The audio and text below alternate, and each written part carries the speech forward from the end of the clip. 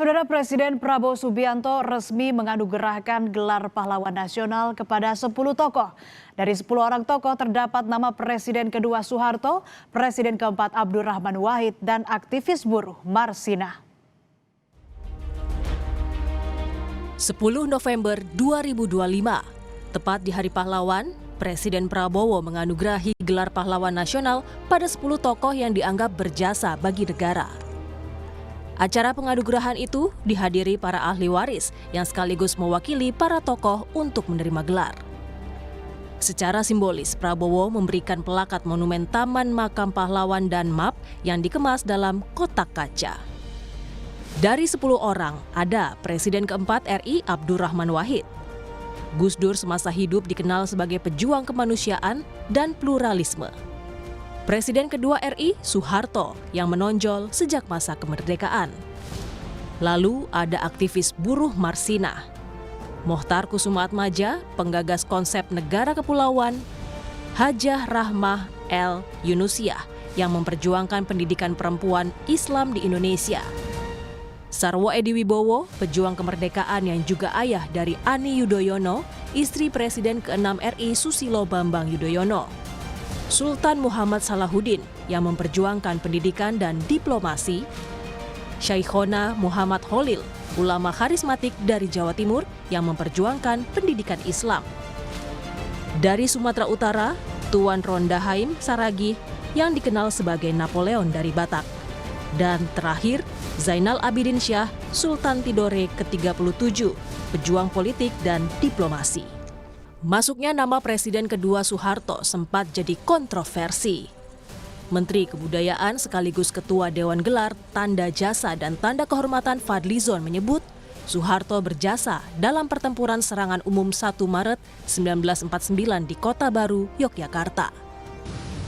Yang terkait dengan jasa-jasa Pak Harto, yang terkait dengan perjuangan Pak Harto dalam hal ini sudah dikaji, antara lain itu serangan umum 1 Maret, beliau ikut pertempuran di Ambarawa, ikut pertempuran 5 hari di Semarang, menjadi komandan operasi Mandala perebutan Irian Barat, dan juga kiprah Presiden Soeharto dalam pembangunan 5 tahunan yang saya kira tadi juga sudah dibacakan.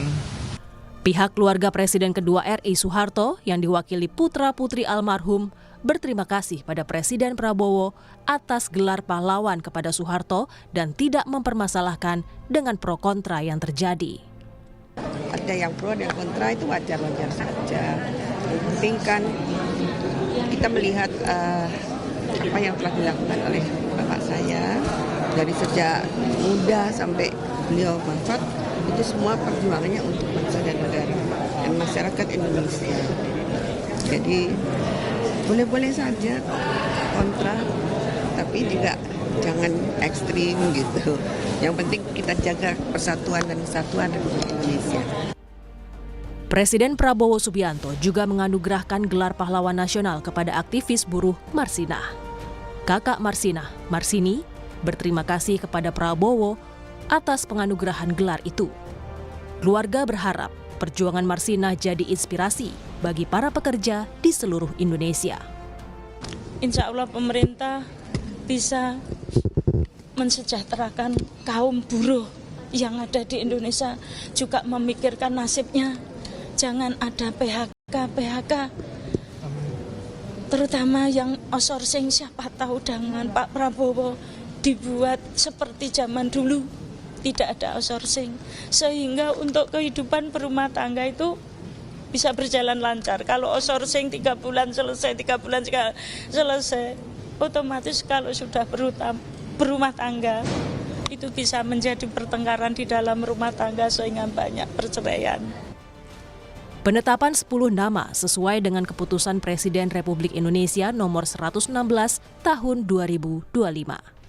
Keputusan ini sebagai penghargaan dan penghormatan yang tinggi atas jasa yang luar biasa untuk kepentingan mewujudkan persatuan dan kesatuan bangsa.